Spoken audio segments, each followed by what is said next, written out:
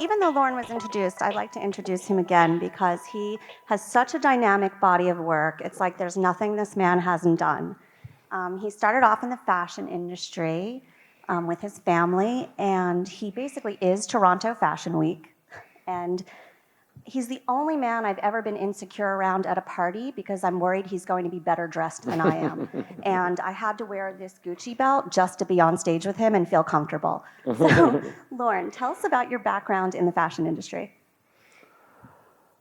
How did you get started? I got started because I'm third generation in the clothing industry. So my father was in the clothing business, and my grandfather was in the clothing business, and in fact, my great-grandfather was in the clothing business, so I was actually fourth generation.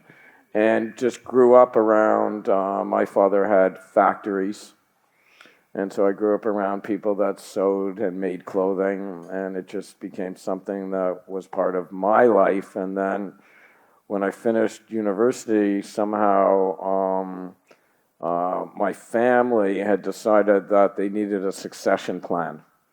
And somebody had decided, me amongst a bunch of siblings and a bunch of relatives, that I would be the one to go on that succession plan. So I spent a rather short period of time really learning every aspect of the clothing business. And that really was the beginning of me learning how to make something, anything. So learning how to build something from the ground up, that must have definitely influenced and played a role in your future endeavors. Yeah, it basically taught me that if I could understand how something was made and then figure out how to market that, then I could be good in various different sectors. And if I could look at sectors that were being disrupted, then I could really do something different. So while I was in the clothing business, it went from being a clothing business to a fashion business, and that's because design became part of it. And so then I later, because I was an architect by training, went into the building business, and then we became design-based developers. And I think it's what led me to cannabis, was that, like building or making anything, it was about making something, but if I could combine that with design excellence, that we could do something that was special. So design excellence has always been a common theme throughout your work, whether it's clothing, architecture, cannabis. In the back of your mind, there's always that design element. Yes. You founded By Ministry, actually. I mean, I think that because the design was always in the back of my mind, it was, how could I look to use that with whatever I was doing?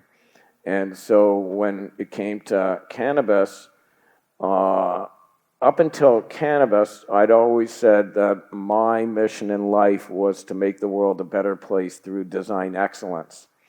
And somewhere in, I think it was 1998, maybe it was 2000, I thought, I want to make the world a better place through cannabis and design excellence. So that was a big shift for me. Now, was it a shift or was it a fusion of the two? It was a fusion of the two, but it was the fusion of the two. It was a big shift in how people had ever thought about cannabis. If we could take, cannabis and put that together with it, then it would make people who looked at cannabis as with a stigma, looked at cannabis as sort of like with negative, that we could overcome some of the negative just by putting it with nice design. So a bong is a good example. A bong sort of a thing that has this, connotation of that you're a bong head or you're a stoner. And I have, sitting on my dining room table, actually on my living room table, the most beautiful bong. And I don't think that anybody would look at it and think, A, it's a bong, or B, that it's something that would be associated with a stoner or the subculture. So it's like you're making modern art. I think so. I think that's what we're doing. So what do you look for in terms of design? I personally am drawn to things that are tactile in CPG. I like things that are fun to touch and fun to hold, maybe have some texture to it. What would you say are your favorite design elements? I mean, I think that you're on the right idea by saying it's something that appeals to a sense.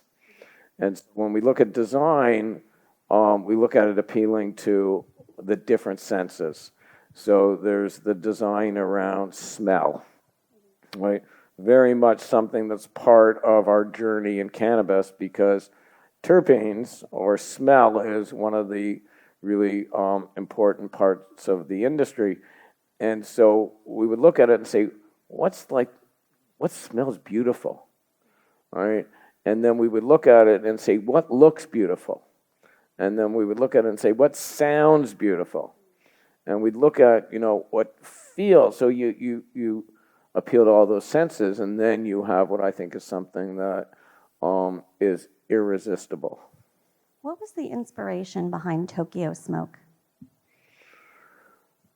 The inspiration was that I love all things Japanese. Me too. So my father, early on in his journey to the clothing world, ended up going to Japan, and he did that early in his career, and he fell in love with Japan because the materials, the fabrics, the details were so great. And so he started doing business in Japan. And so as a teenager, I was familiar with things that came from Japan. My father would come back with gifts or different things. And then when I started studying architecture, I started going to Japan, fell in love with it. And then when we decided, it's a long, crazy story on how actually Tokyo Smoke started, because it started as a clothing company. Most people don't know that. And it started because somebody asked me to create a clothing brand for them. And the guy was in some ways similar to me in that he was fourth generation making men's clothing. And the clothing he was making was clothing that his father made, so it was ugly clothing to him. And he said to me, I want to create, a modern, contemporary men's clothing brand. And I had just finished creating a brand in Canada with a partner called Joe Fresh. And he said, all I want to do is do something like what you had done. And so we had agreed that we would do that together. And we didn't have a name for a long time. But early on, I said to him, if I'm going to create a new brand, I need to go to Tokyo. And he said, why? And I said, I need to just go and shop. I just want to go and shop for a week and get a feel for what's cool. And so I'd done that sort of at the beginning. And then just as we were getting around to naming the company, he had said to me, I gave this creative guy some shirts for a pop-up concept. And he said, I'll send it to you, and if you like it, maybe you want to use it. And he sent me this concept called Smoke. And I thought, interesting, but I'll never be able to trademark Smoke. I had already been thinking at that point about this clothing brand becoming a cannabis brand. And I was already thinking about it actually becoming a coffee and a cannabis brand. And I was on the phone with him, and as the famous story goes, I was lying in bed on my speakerphone with my Japanese partner, and he said, what do you think of Smoke? And I said, well, it's interesting, but I'm not going to be able to trademark it. And this gentleman had another brand called Horst Dusseldorf. And he had another brand called Soul of London. And he said to me, why don't you do Smoke Berlin? And I said, Jazz, I'm a Jew, and I'm not sure I'm going to do a German brand. And as I said that, I was writing down, and I wrote Tokyo, and I wrote the circle, and I wrote Smoke. And Emily said, Tokyo Smoke, I love that. And that was how the name came about. It was a long time after that, 6 months at least, before my son joined me to really start what became TS Brand Co., which was taking Tokyo Smoke from this idea of a clothing brand into a cannabis brand. Wonderful. Long story, but No, it's a good story. So we hear about how you've been very influenced by Japan, but you've also been similarly influenced by Africa. So I'd love to hear your journey about what got you up to this point, what brought you here. I am passionate about Africa, and in particular South Africa. And that passion started in 2014. And that passion started over a conversation at CannaTech. And I was in Israel, and I happened to be sitting next to a random person. It could be any of you in the room. And we started up a conversation, and I said to him, "What do you do?" And he said, "I just got a license in Lesotho for medical marijuana." And I said, "Well, where's Lesotho?" And he said, "It's this landlocked country in South Africa." I said, "Wow, how interesting." And he started to tell me that it was the second or third poorest economy in the world, and that it had maybe the second largest AIDS population in the world, and that there are 2 million black people who live in Lesotho, and only 100,000 of those people work. And he said to me, "I'm partners with a guy who's the only essentially white family in Lesotho, and he's committed to making Lesotho a better place by creating this cannabis business." And so fast forward many funny, transformative stories to today. Medigrow is one of the largest employers in Lesotho. And there's 300, almost 400 people working there who never worked before. And it's one of the most, as I said, transformative stories in my life. And because of that, and along the way, realizing that apart from that there was this very interesting medical cannabis business, and maybe as interesting recreational cannabis business, what was really, really fundamentally exciting for me was that there was an opportunity to create a global economic sustainable model. And that in the world that we live in, most of the places that we know or we call home have been devastated by their primary industries. So you go to Hawaii, and Hawaii was the largest producer of pineapples in the world. Today they don't export one pineapple. They were once the second largest suppliers of sugarcane in the world. Today they don't export any sugarcane. But today, company we're involved in, Aloha Green, has a couple hundred people working for it. 3 dispensaries, medical dispensaries in Hawaii. We pay tax, we employ people. And as that grows, we will become an important employer. Same thing in Lesotho. Lesotho is known for finding the largest diamond in the world was found there. And the company went in, they didn't even open an office. They went in, they took the diamond, they raped the country, and they left. In our case, we've gone in and collectively, the group I'm involved in has invested over $25 million.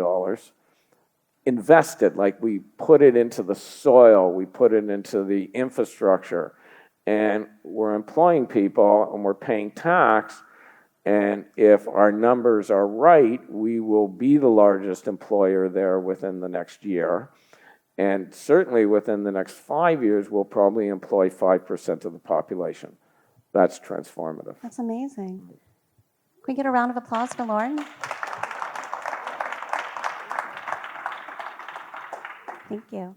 Now, what is your long-term goal? You mentioned a 5-year plan, but what is your long-term goal for your cultivation facility? Are you going to be doing medical, adult use, export? Yeah, our cultivation is very minuscule, and our cultivation is only for our products. So interested in a very small niche of the market, which is the top end of the market. So while everybody's fighting or scrambling for price, so in Canada, there's this sort of, call it $5 to $20 price range per gram of cannabis. We're selling for $25 to $50 a gram. So we're so expensive, it's crazy. But it's our analogy is that if you're going to dinner and you're going to spend $30 to $40 on a bottle of wine because you like your wine, that's the customer we want. Right? We don't want the customer that's spending $1 on wine. So you're not looking to sell the $5 mids. You want to do the high-end Yeah. craft cannabis connoisseur. Yeah. And what is that brand going to be called? It's under all our brands, so it's primarily today under By Ministry, but we have a brand called MGC Derma. We have just done a deal with Fred Siegel for Fred Siegel Cannabis in California, and we have a number of other brands that are either brands that we own or joint venture with. I'm assuming that the biggest question on everybody's mind right now is, where is this industry going? Or have we bottomed out? Or what the fuck happened in the past 90 days where 90% of the cannabis companies around the world lost 80% of their value? Do you consider it kind of like the dot-com boom in the 90s where everyone was buying and it was a land grab and then the bottom fell out? Or do you think we're going to weather the storm? I don't know, because I wasn't part of the dot-com, because I was too busy smoking weed to think about computers and all that. But I think that this is just part of the evolution of the end of Prohibition.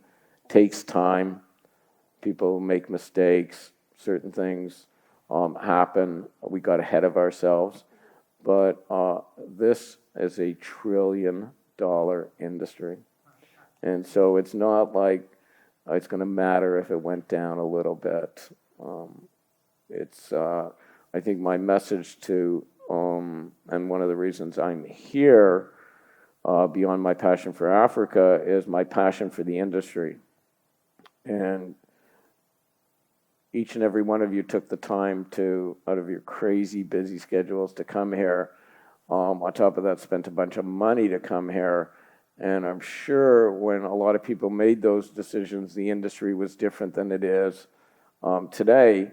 And the one thing I want to reassure everybody is how great this industry is, and that the future is explosive. And you just have to have patience, where you'll go through times where it'll be difficult. It's like a marriage, it's like a relationship, it's like anything you do in life, that it has its moments, but you have to keep pushing through that brick wall, because we're all here because we believe in this plant and in this medicine. Thank you, Lorne, so much. Thanks, Sarah. Thank you, everyone.